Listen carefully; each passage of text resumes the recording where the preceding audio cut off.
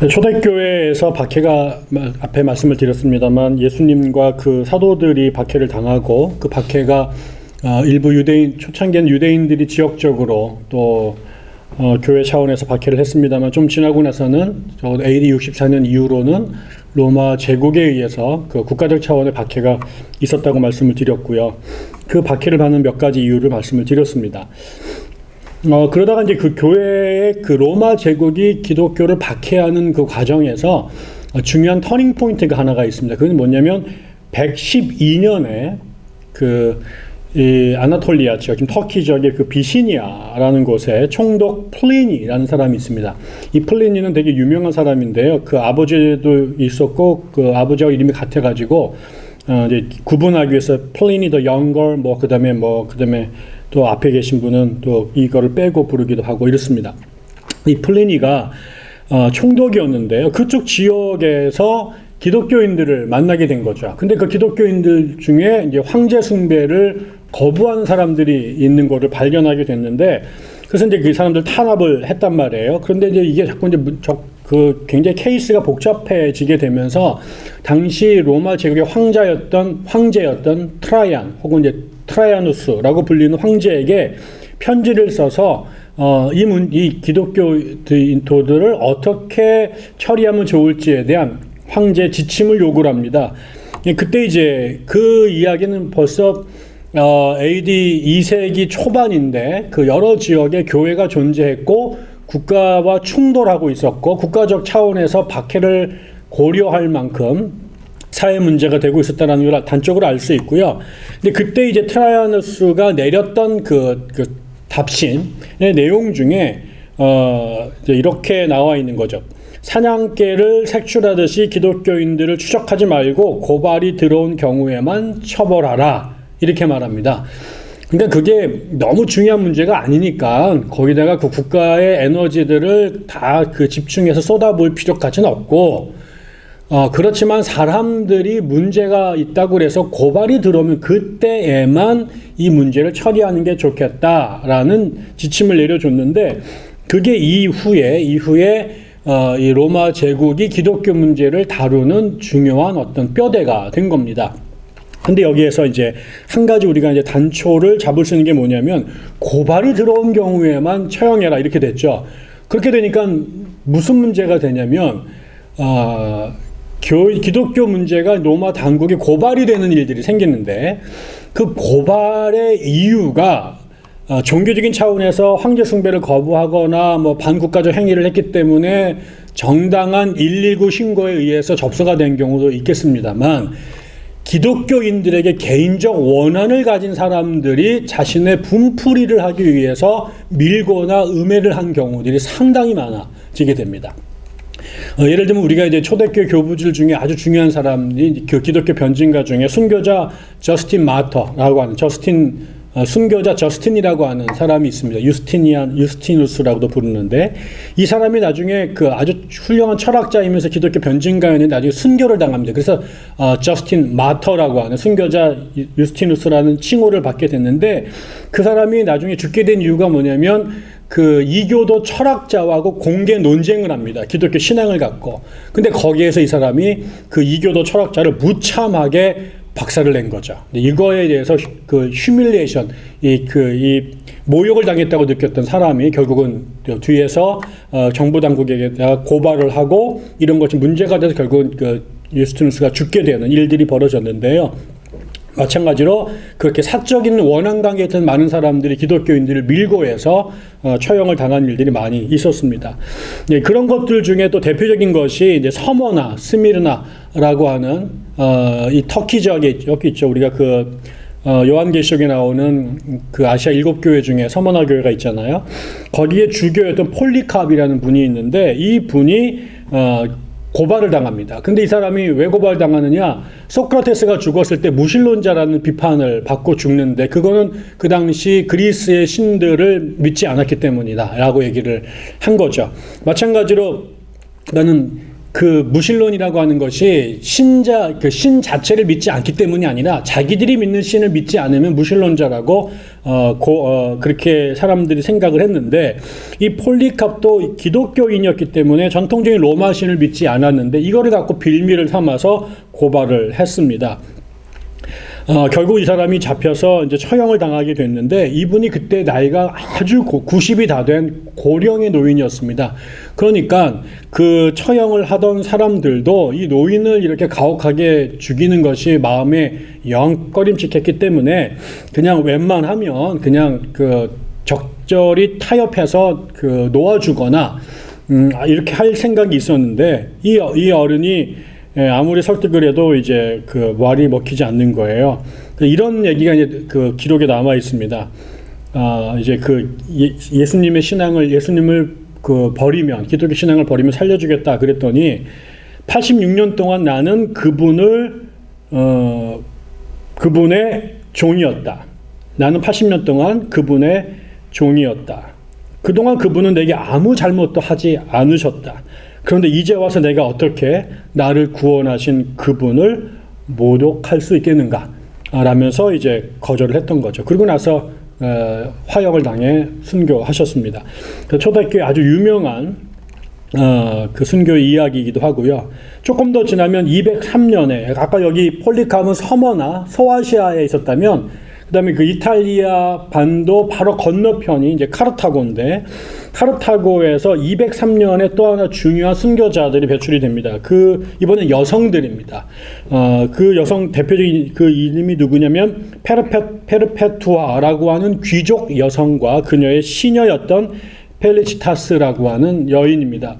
앞에 나왔던 그 순교자들은 다 예수님의 제자들, 그 다음에 주교였던 폴리캅, 전부 다 남성들이었죠. 근데 이번에는 이제 여성들이 순교자의 반열에 오르기 시작한 겁니다. 특히 이제 그 페르파투아는 젊은 애엄마였습니다. 아기를 이제 낳은 지 얼마 안 된 아주 젊은 20대 중반의 젊은 여인이었는데 기독교 신자가 됐습니다. 나중에는 이제 그 당국에서 이 여인의 그 신앙을 그 포기하도록 만들기 위해서 처음에는 이제 아기 문제를 대죠. 너 이렇게 이러다가 죽으면 이 애를 누가 키울 거냐? 아이를 위해서더라도 빨리 정신 차려라. 근데 그게 이제 먹혀 들어가지 않으니까 이번에 이제 늙은 아버지를 끌고 와서 이제 아버지가 설득을 하도록 합니다.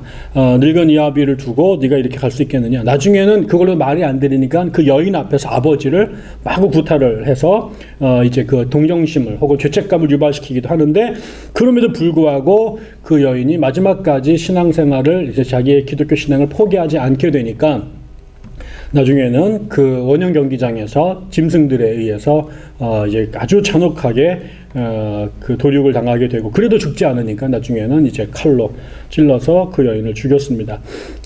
그렇게 되면서 이제 이 페르파투아와 페르치타스가 초대교회의 아주 유명한 순교자에 그 등극하게 되죠.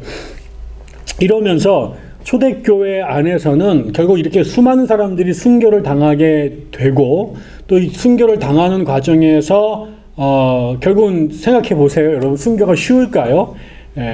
절대로 쉽지가 않습니다. 그래서 많은 기독교인들이 박해를 당하고 죽음에 이르렀지만, 사실은 순교를 당한 사람들보다 훨씬 더 많은 사람들이 타협을 하거나 신앙을 포기한 경우가 더 많습니다, 사실은.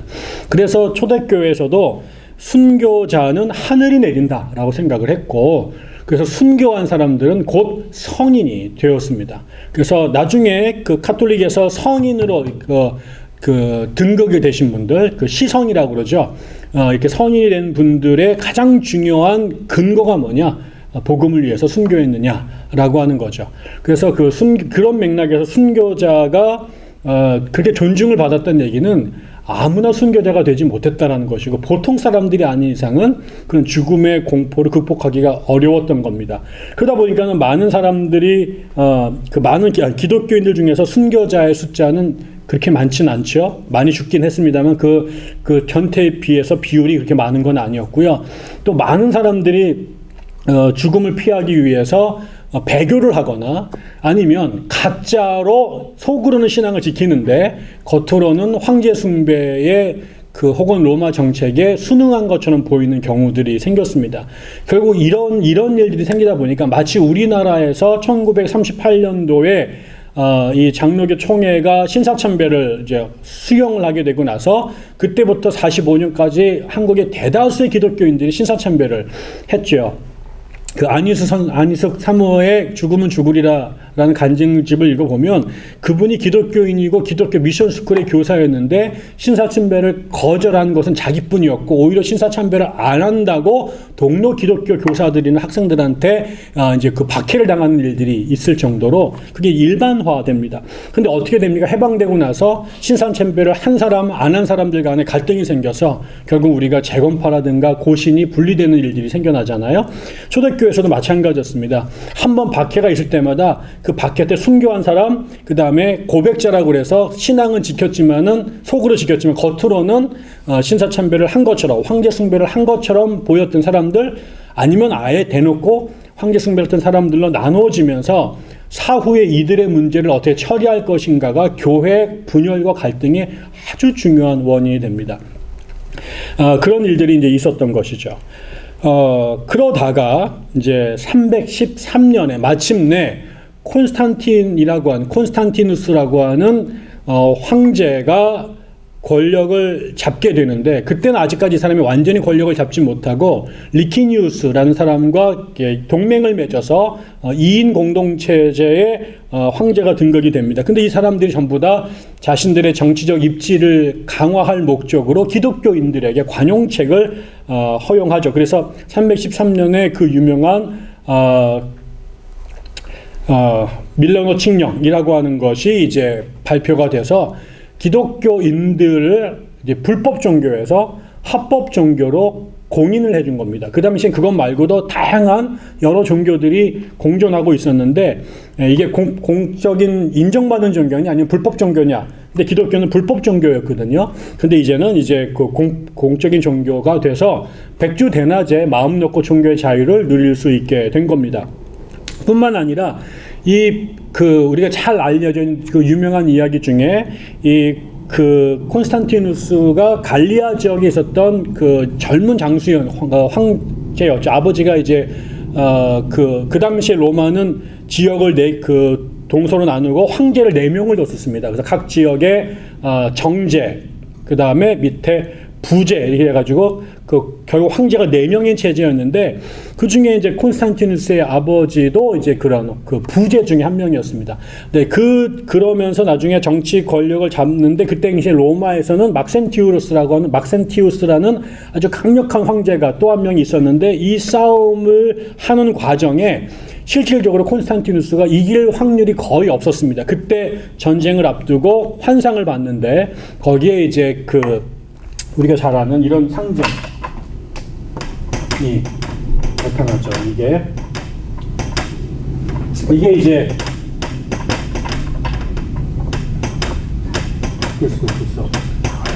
그러니까 그리스토스라고 하는 그리스도의 첫 글자 이 2개를 따서 키로, 이게 이제 예수라는 뜻이죠. 그리스도라는 말인데 이거를 이제 상징으로 환상에서 봤다는 거예요. 그러면서 이거를 갖고 싸워라라고 그래서 콘스탄티누스가 자기 군대의 군인들 투구와 방패에 이 마크를 달고 전쟁을 했는데 이긴 거죠. 그리고 나서 이 사람이 기독교를 이제 더 적극적으로 받아들이게 됐고, 또 더 중요한 것은 콘스탄티누스의 어머니였던 헬레네가 아주 돈독한 그리스도인이었습니다. 그래서 어머니의 영향도 있고, 그래서 이 사람이 기독교 이런 체험과 가족사에 의해서 기독교를 아주 중요하게 지지하기 시작을 하게 됩니다. 나중에는 이제 325년이 되면 전 세계에 있는 기독교 이런 주교들을 모아서 니케아에서 국가가 모든 행사 비용을 부담하면서 공유회를 열어주기도 하고, 또 어머니가 예루살렘의 성지순례를 가시도록 배려하고, 어머니 요청에 의해서 예루살렘에다가 예수님의 무덤 자리에 성묘교회를 건축하는데 건축비를 다 제공하기도 하면서 어머니를 통한 기독교를 지도하기도 했고, 또 나중에는 그 당시에 그 이전에 기독교인들이 로마 제국의 교회나 재산을 엄청나게 많이 강탈당했었는데요. 국가가 뺏었던 기독교의 재산들, 특히 이제 성전들을 돌려주면서 그 교회에게 이제 특혜를 베풀기 시작하고요. 또 사제들은 전쟁에 가지 않아도 되도록 그 군대를 면제시켜주는 이런 특혜들을 베풀면서 기독교가 발흥할 수 있도록 굉장히 도움을 주게 됩니다. 이렇게 되니까 결국은 기독교가 박해를 당하다가 이제 박해가 끝났을 뿐만 아니라 황제가 밀어주는 종교가 되게 되죠. 국가에서 지원을 받는 종교가 되면서 신분이 확 바뀌어버리게 됩니다. 교회들도 전부 다 카타콤이라든가 가정예배를 드리는 교회가 바실리카라고 하는 거대한 성전, 이교도 성전을 교회가 이렇게 넘겨주죠.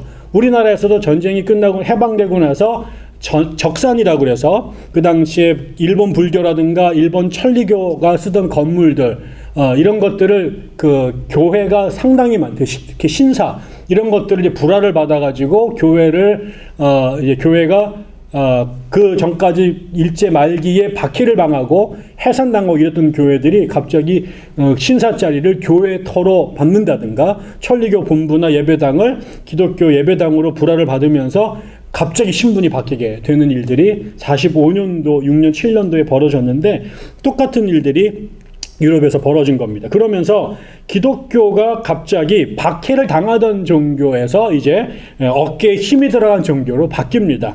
그래서 그 전까지는 사제가 된다라고 하는 것은 제일 먼저 순교자가 될 수 있는 그런 상황이었는데 이제는 교회의 사제가 된다라는 것은 그 황실을 출입할 수 있고 그 다음에 국가 권력을 등에 업은 상당히 영향력 있는 공직이 됩니다. 이러면서 교회가 바뀌죠. 왜 교회는 늘 그 전까지는 가난하고 억압받는 그래서 약자들 중심의 종교였는데 이제는 권세가 있고 부자가 되고 그 다음에 정치가들이 다니는 종교로 바뀌면서 이 기독교회의 구성 요소 그러면서 신분 자체가 바뀌어버리게 되죠. 이러고 나니까 무슨 일이 벌어졌느냐? 기독교인들이 이제 예전에는 박해를 받는 종교였는데 이제는 박해를 하는 종교로 바뀌어버립니다. 그때 제일 먼저 누구를 데려다가 두들겨 패느냐? 그게 유대인들이었습니다. 이게 이제 유대인들이는 기억이 계속 나쁘다고 그랬잖아요. 그 예수님을 죽였던 뒤에 로마 그다음에 유대인 사제들이 있었던 것이고 초창기에 또 교회가 바울이나 베드로나 야고보가 유대인들에 의해서 회당에서 그 많은 고난 당했던 경험들도 또 있지 않습니까? 이러면서 유대인들을 4세기부터 교회가 박해를 하기 시작을 하게 됩니다. 그러면서 이제 이유가 있었죠. 이런 어떤 소문이 막 나는데 유대인들은 냄새가 난다. 유대인들에는 꼬리가 있다. 유대인 여자들은 매일 그 월경을 한다. 뭐 이런 이야기들이 막 퍼지면서 초대교회 때 로마인들이 기독교를 혐오하던 것과 굉장히 비슷한 그런 소문을 유대인들 대상으로 퍼뜨리게 되고 그래서 국가로부터 그 다음에 대중들로부터 유대인들이 박해를 당하게 되죠. 그 끝자락이 히틀러에게서 터진 1940년대까지 자그만치 거의 150년, 1500년 동안 유대인들은 유럽 사람들에게 동네 북이 된 겁니다. 그러면서 불구하고 이 민족이 없어지지 아니하고 지금까지 살아남고 또 세계적으로 영향력을 끼치고 있다는 것은 정말 경이로운 기적이라고 말게 생각할 수가 없죠. 그러면서 이제 유대인들에게 이제 고난을 당하게 되고요. 그 다음에 더 중요한 거는 이제 중세가 되면 특별히 1096년에 제1차 십자군 원정이 벌어지죠. 이 십자군 원정은 이슬람에 의해서 예루살렘이 함락이 되면서 성지를 회복하자라는 이유로 시작한 운동입니다. 근데 이제 그때부터 한 200년에 걸쳐서 7차례, 8차례의 십자군 전쟁이 벌어졌는데 그 십자군 전쟁은 1차 때만 성공하고 나머지는 계속해서 실패를 했어요. 근데 이 십자군 전쟁은 굉장히 어렵고 위험한 일이죠. 지금처럼 도로라든가 아니면 이런 운송 수단이 발전되지 않은 상태에서 유럽 전역에서 중동까지 걸어가거나 배를 타거나 가면서 수많은 사람들이 말할 수 없는 고난을 당하죠. 그럴 때마다 열이 받잖아요.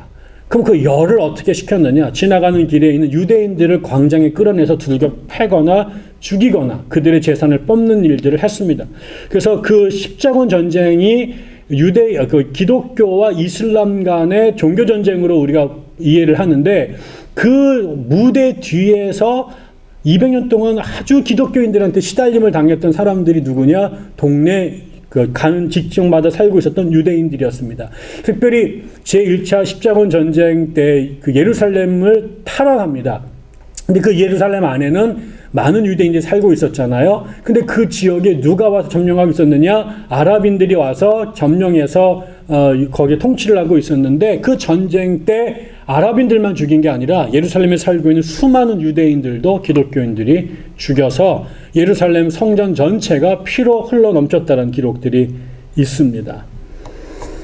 그 이후로 계속해서 유대인들은 유럽에서 끊임없이 박해를 당하게 됐는데, 그러면서 이제 결과적으로 뭐냐? 유대인들을 기독교 국가에서는 아까처럼 신을 죽인 그 저주받은 민족이다라고 얘기를 해서 기독교인들이 지배하던 유럽 사회에서 공직 진출을 금지합니다. 그래서 아무리 똑똑하고 능력이 있어도 유럽 사회에선 유대인들이 높은 자리에 오르기가 불가능했습니다.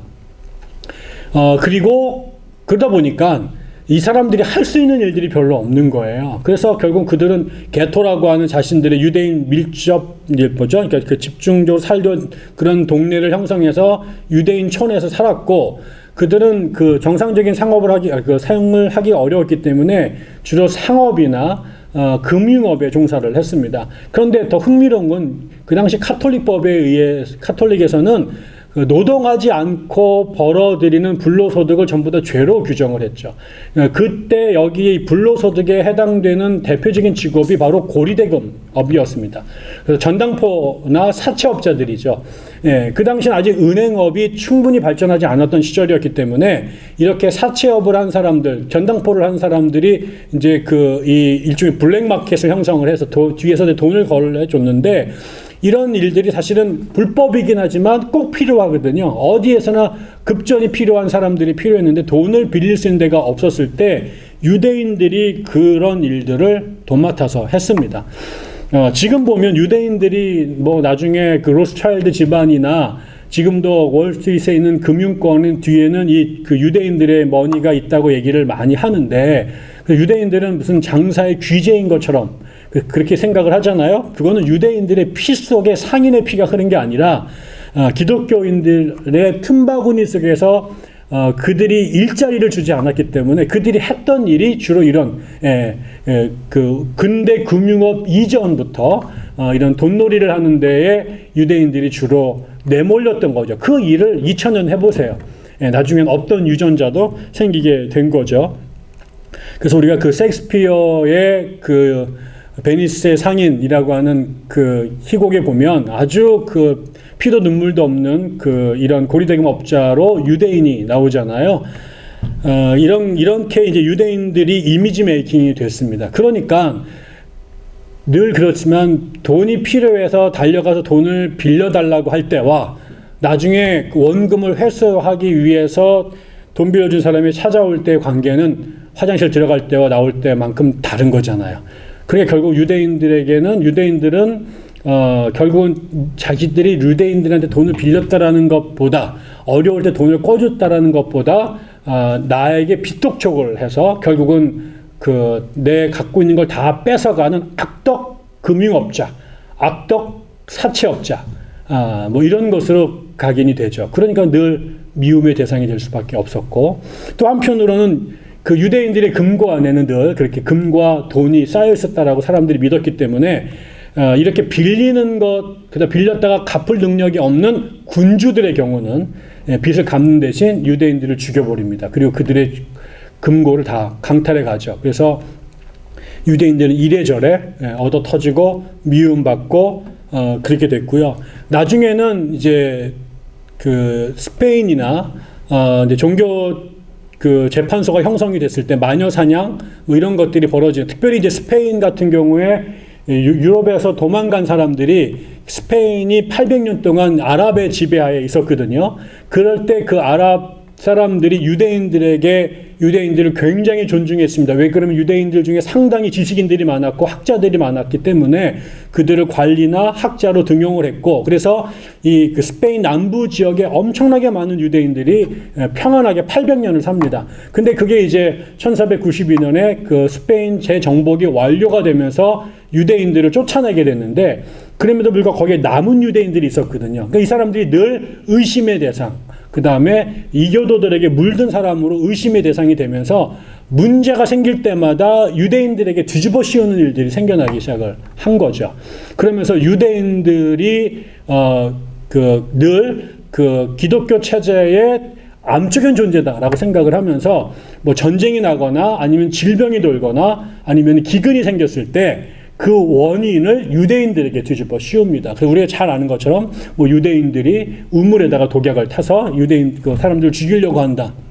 우리가 관동 대지진 때 일본에 있는 유학생들과 한인인들이 일본 사람들이 그런 그 비난을 뒤집어 쓰면서 엄청나게 많은 사람들이 학살을 당했는데, 그런 일들이 유대인들에게서 중세 내내 기독교인들에 의해 자행되어졌다라는 얘기를 할 수 있을 것 같습니다. 그 얘기는 또 우리가 다음 시간에 더 이어서 진행하도록 하겠습니다. 오늘 강의 여기까지 마치겠습니다.